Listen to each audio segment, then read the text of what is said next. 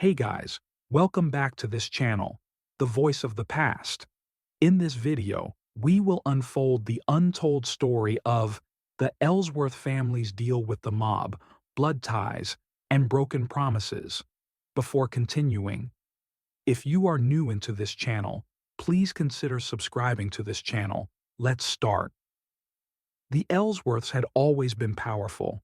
They weren't just wealthy, they controlled industries, influenced politicians, and shaped the future of America from behind the scenes. Their fortune had been built on oil and steel, but their true strength lay in their ability to forge alliances, some in the light, others in the shadows. It was the early 1920s, the era of Prohibition, when the world of business and crime blurred into one. The patriarch of the family, Samuel Ellsworth, was a man who valued power above all else. He understood that sometimes, in order to protect one empire, you had to build another. And so, he struck a deal with the most dangerous men of his time, the Castellano crime family. The agreement was simple. Samuel would use his vast network of shipping yards to smuggle alcohol into the United States. In return, the Castellanos would ensure that none of the other crime syndicates interfered. It was a lucrative business, and for years, the Ellsworths and the Castellanos thrived together. But as with all deals made in the underworld, there was a price to pay. By the 1940s, Samuel had passed away, leaving his empire in the hands of his eldest son, William Ellsworth. Unlike his father, William wasn't a man built for crime. He was refined, more interested in expanding the family's legitimate businesses than in playing games with criminals. He wanted out. But the Castellanos didn't believe in walking away. One night, Vincenzo Vini Castellano, the ruthless head of the crime family, paid William a visit at his Manhattan estate. "You think you can just end this, Billy?" Vinny's voice was smooth, but his eyes were cold.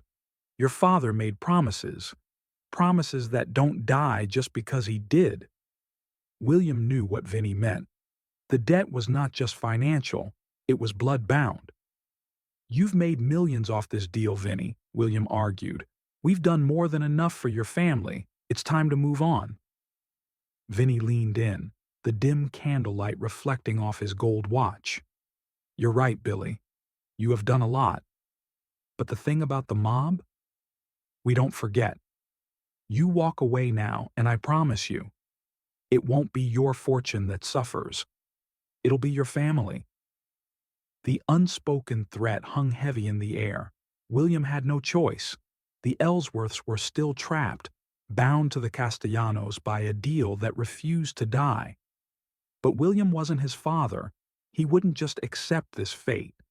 And so, he made a plan that would either free the Ellsworths once and for all, or destroy them forever. William Ellsworth knew he couldn't simply cut ties with the Castellanos. The mob wasn't a business partner that could be bought out or negotiated with. They were a force of nature, an empire built on blood and fear. But William wasn't willing to accept a lifetime of servitude under their thumb. So he devised a plan. With the help of his younger brother, James Ellsworth, he began shifting money away from the smuggling operation. Carefully and quietly, they rerouted funds, funneling them into offshore accounts and reinvesting them into legitimate businesses. The goal was to starve the operation, to make it unprofitable for the Castellanos while ensuring that the Ellsworth name remained intact, but the mob was always watching. In the summer of 1947, William received a phone call that sent a chill down his spine. "Billy?" Vinny Castellanos' voice slithered through the receiver. "I think we got a problem."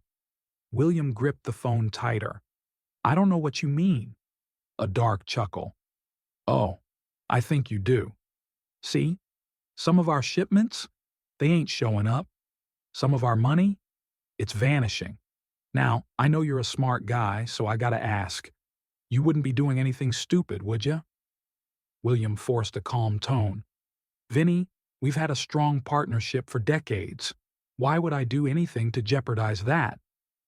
There was silence on the other end. Then Vinny spoke, his voice dripping with malice. For your sake, I hope that's true. The line went dead. William set the phone down and exhaled sharply. The Castellanos were on to him, and if they had even the slightest proof of his deception, there would be no more warnings. They would kill him. The turning point. That night, William met with his brother James in the study of their family estate. The walls were lined with books, the dim light from the fireplace casting long shadows. "We need to end this," William said, pouring himself a glass of whiskey. "If they figure out what we're doing, we're dead." James, younger and more impulsive, clenched his jaw. "Then let's strike first." William frowned. "And how do you propose we do that? The Castellanos aren't just some street gang. They have eyes everywhere, connections. We take out Vinny, and another one of his guys steps in." James smirked. "Not if we destroy them from the inside." William arched an eyebrow. "Go on." James leaned in. "We've been playing defense, trying to slip away unnoticed. That's not going to work. We need to tear them apart, turn their allies against them, expose their weaknesses, and let the law do what it does best, bury them." William considered it. It was dangerous, but perhaps their only chance. "We'll need help," he said. "I know just the guy," James replied. That was the night the Ellsworths stopped running. They were going to take down the Castellanos. But could they succeed against one of the most powerful crime families in the country? William Ellsworth had always been a man of strategy. His father had taught him that power wasn't about brute force. It was about control, influence, and knowing when to strike. The Castellanos were like a hydra. Cut off one head, and another would grow in its place. But William wasn't looking to cut off a head. He was going to poison the entire beast from within. James had promised he knew a man who could help. That man was Elias Eli Carter, a former accountant for the Castellanos who had been exiled from the family after being accused of skimming money. Bitter and vengeful, Eli knew the crime family's financial skeletons better than anyone. They met in a secluded cafe in Brooklyn, where Eli sipped his coffee with shaking hands. "You two are crazy," Eli muttered, glancing over his shoulder nervously. "You don't just take down the Castellanos." William leaned forward. "You know how their money moves. If we expose them to the feds, they won't just lose their business. They'll lose everything." Eli hesitated. "You don't understand. Vinny Castellano is paranoid. He has backup plans for his backup plans. If you corner him, he'll burn everything to the ground before he lets himself fall." James smirked. "Then we make sure he's too busy putting out his own fires to notice us lighting the match." Eli sighed. "Fine. But if we do this, there's no turning back. They'll kill me if they find out I helped you." William nodded. "Then we make sure they never get the chance." Setting the trap. The plan unfolded over the next 6 months. Step 1 was financial sabotage. Eli helped them create fake ledgers, ones that showed Vinny was embezzling from his own men. The brothers ensured those ledgers conveniently found their way into the hands of Vinny's top lieutenants. Step 2 was law enforcement intervention. Using their political connections, the Ellsworths tipped off the Treasury Department about a money laundering scheme within the Castellano family. The feds began sniffing around, freezing bank accounts and seizing assets. Step 3 was turning Vinny's allies against him. James reached out to a mid-level Castellano enforcer named Anthony "Tony" DeLuca, a man with growing ambitions and a distaste for Vinny's leadership. They fed Tony just enough intel to make him believe that Vinny was losing control of the organization. The cracks in the Castellano empire started to show. The first blow in early 1948, the first major hit landed. One of Vinny's closest men, Salvatore Greco, was arrested on tax fraud charges, and under pressure from the feds, he flipped. turning state's witness.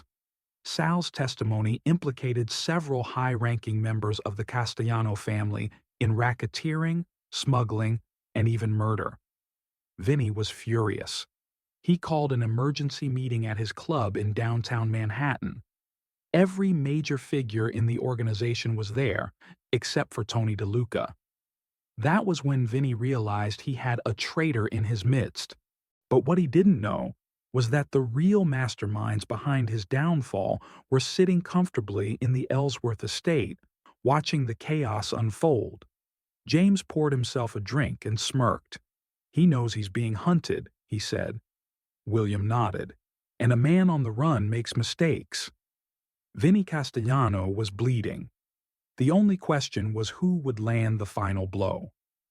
Vinny Castellano sat in the dimly lit back room of his club, a cigar burning between his fingers.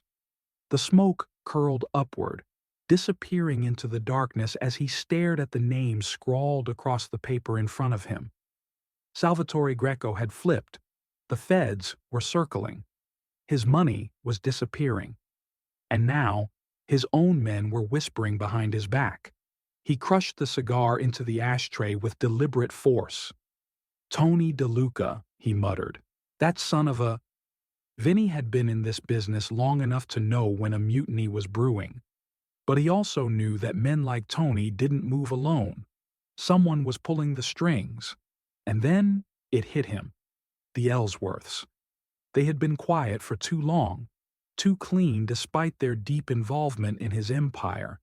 Samuel Ellsworth had understood the rules of their arrangement, but his sons? They thought they could outsmart him. Vinny exhaled sharply and leaned back in his chair. If William and James wanted a war, they were about to get one. The counterattack. William Ellsworth knew the moment he read the newspaper headline that morning. Castellano lieutenant found dead in Brooklyn Alley. Tony DeLuca, shot twice in the head, execution style. James set the paper down, his jaw tightening. "Vinny knows." William nodded. That was a message. It was a warning and a declaration. Vinny had identified the threat, and now he was sending a very clear response. No more financial games. No more political maneuvering. This was about to get bloody. The hunt begins. By the time night fell, the Ellsworth estate had turned into a fortress. Armed guards patrolled the perimeter, their silhouettes barely visible against the massive iron gates. Inside, James paced back and forth while William sat in his leather chair, deep in thought. "You think he'll come after us directly?" James asked. William shook his head. That's not his style. Vinny doesn't kill unless he's sure. He's going to watch us first, try to flush us out." As if on cue, the phone rang. William picked it up. "Ellsworth." A voice, calm and venomous, seeped through the receiver. "Billy, Billy, Billy?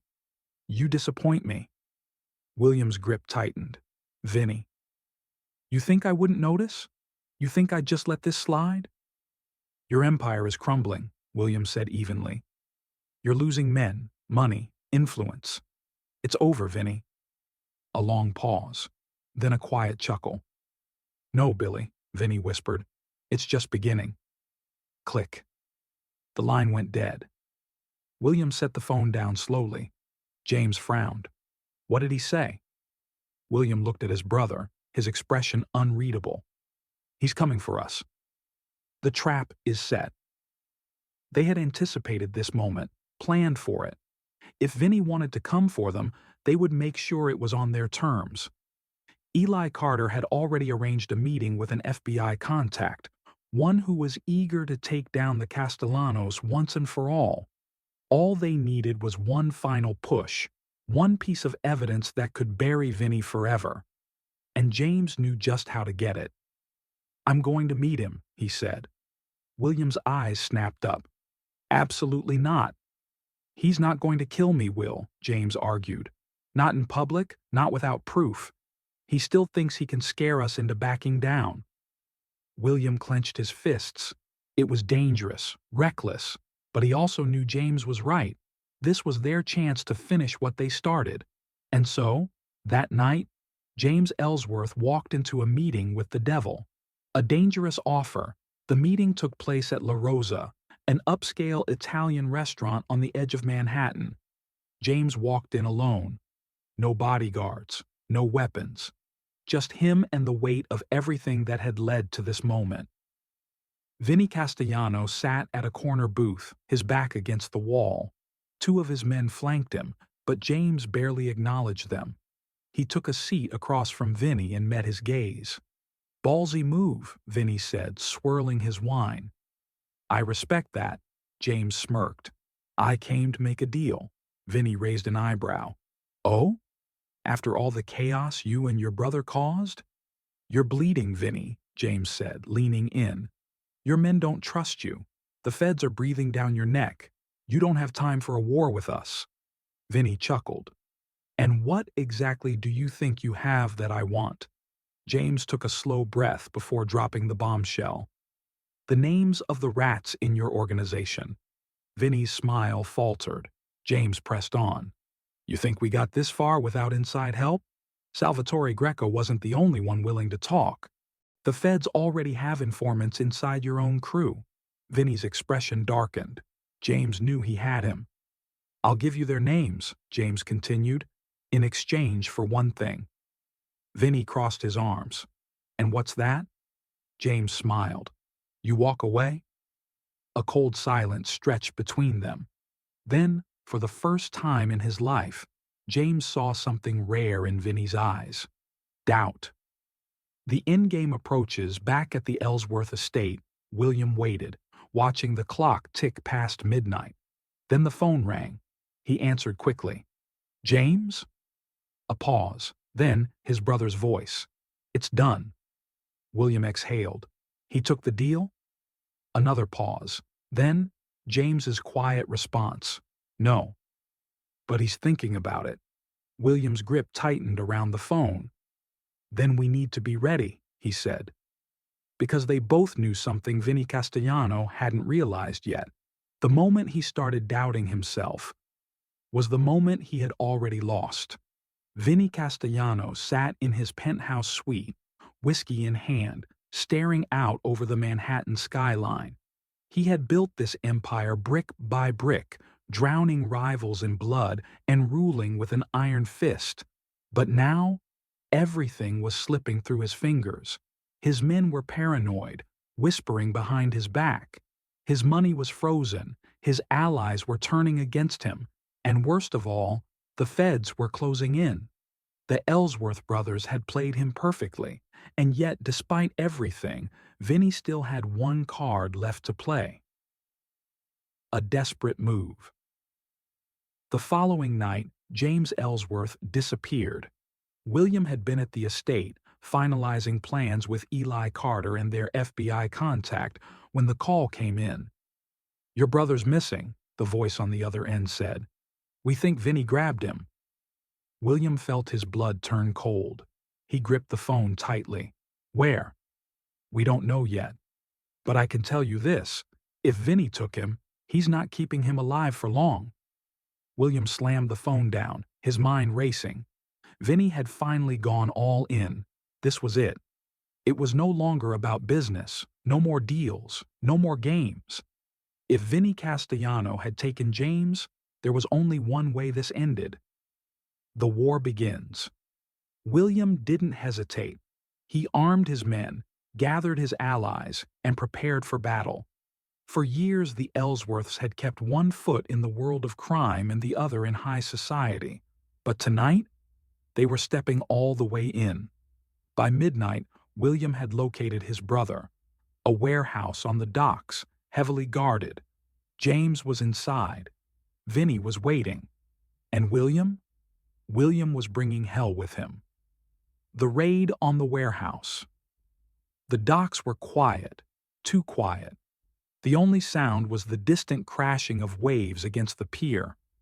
William crouched behind a stack of shipping containers, his revolver in his grip. His men, loyal guards, former associates, and even a few corrupt officers, were scattered around the perimeter, waiting for his signal. Inside the warehouse, James was tied to a chair, bruised and bleeding, but still alive. Vinny stood in front of him, arms crossed. "You Ellsworths," he muttered, shaking his head. "Always thinking you're smarter than everyone else." James chuckled despite the pain. "And yet, here you are, about to lose everything." Vinny's jaw tightened. "Not everything." He pulled out his pistol and pressed it against James's forehead. "Your brother tried to play me, but in the end, I always win." James closed his eyes. Then, bang! A single gunshot rang out. But it wasn't from Vinny's gun. The final stand. The warehouse erupted in chaos. William and his men stormed in, gunfire lighting up the darkness. The air was filled with the sound of bullets ricocheting off metal beams, the screams of dying men, and the crashing of crates as bodies fell. Vinny's guards fired back, but they were outnumbered, outmaneuvered. And most of all, they were afraid. William moved like a man possessed, taking down anyone who stood between him and his brother. Within minutes, the warehouse was a battlefield of blood and smoke.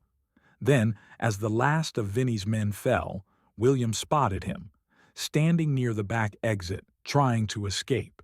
Not this time. The end of Vinny Castellano. William caught up to Vinny just as he was slipping out the door. The mob boss turned, gun raised, but he wasn't fast enough. William fired first, one shot to the shoulder. Vinny staggered back, gripping the wound, blood pouring down his expensive suit. He leaned against the wall, breathing heavily. "You think you can just end this?" William walked closer, his gun still aimed. "It ended the moment you took my brother." Vinny let out a weak chuckle, shaking his head. "You kill me, Billy. And you become just like me." William hesitated. Then he lowered the gun. Vinny smirked. "That's what I thought." Bang! A final gunshot echoed through the night. Vinny Castellano collapsed to the ground, a bullet hole in the center of his forehead. Behind him, James stood, smoke rising from his own pistol. William looked at his brother. James met his gaze. "I wasn't going to let him walk away." A long silence. Then William nodded. It was finally over. The aftermath. With Vinny Castellano dead, the mob collapsed overnight. The FBI swooped in, rounding up what was left of the Castellano family. Their operations were dismantled, their influence shattered. And the Ellsworths? They had won. But at what cost? Standing on the balcony of their estate, William looked out over the city. They were free now, free of the deals, the debts, the violence. But the blood on their hands, that would never wash away. James joined him, exhaling slowly. "Do you regret it?" William thought for a moment, then shook his head. "No." A pause. Then James smiled. "Good. Because neither do I." A new beginning. In the months that followed, the Ellsworth family withdrew from the shadows. They fully legitimized their businesses, severed all criminal ties, and became what their father had always dreamed, untouchable. The world would remember the Castellanos as a cautionary tale, but the Ellsworths? They would go down in history as survivors. And as William and James stood side by side, watching the sunrise over New York City, they knew one thing for certain. They had broken free, and for the first time in their lives, they were truly in control. The newspapers ran the headlines for weeks. End of an era. Castellano crime family falls. Vincent Castellano found dead. Rivals suspected. The Ellsworths, untouchable or next in line. William and James Ellsworth had won their war. The Castellanos were gone, their empire in ruins, their leaders either dead or behind bars. And yet, as William sat in the grand study of the Ellsworth estate, staring at the flickering candlelight, he felt no relief, because he knew something no one else did. The war wasn't over. Not yet. there was still one last man standing, and that man had just sent William a letter. A ghost from the past. The envelope was thick, sealed with an unmarked wax stamp. No return address, no name, just an old-fashioned sense of menace. William unfolded the letter carefully, his eyes scanning the words. "William, I don't believe in ghosts, but you and your brother have done a fine job making one out of me. You took everything from me, but you forgot something. I never go down alone. See you soon. D. Castellano." William's fingers curled around the page. Dominic Castellano, Vinny's younger brother. Everyone had assumed Dominic had fled the country after his brother's death. He was known for his quiet ruthlessness, a man who had always played the long game.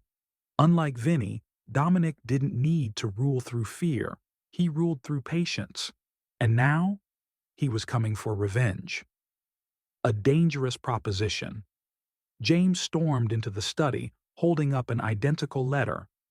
"So he's alive," James muttered, tossing the letter onto the desk. "Figures. Vinny always kept him in the background, out of sight." William nodded, still deep in thought.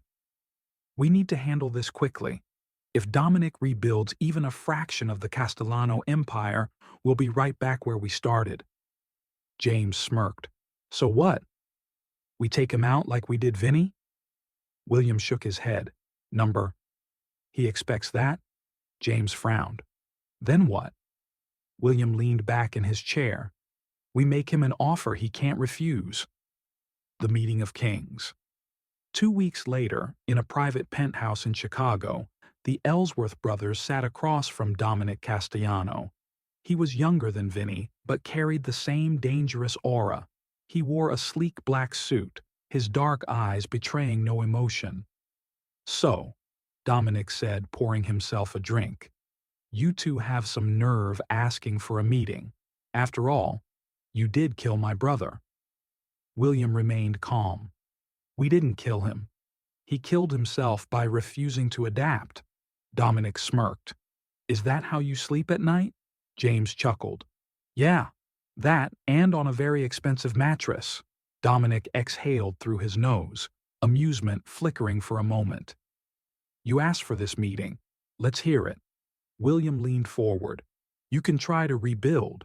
You can try to bring back the Castellano name, but you'll never regain what Vinny lost. The world has changed. The mob doesn't run New York anymore. Men like us do." Dominic's fingers tapped against his glass. "And what do you propose?" William's lips curled into a cold smile. "You disappear? Walk away. In return, we don't hunt you down like a dog." A long silence stretched between them. Then Dominic chuckled. "You Ellsworths," he said, shaking his head. "Always thinking you hold all the cards." He drained his drink, then stood. "I won't forget this offer." Then he walked out. And just like that, Dominic Castellano vanished. No one ever saw him again. The true end of the war, months passed. The Ellsworth family's control over New York solidified. The old crime families were either dismantled or absorbed into legitimate business. And the brothers? They became legends. James took over Ellsworth International, expanding the family's holdings into banking, real estate, and technology. His charisma made him a powerful public figure, and within a decade, he was one of the richest men in America.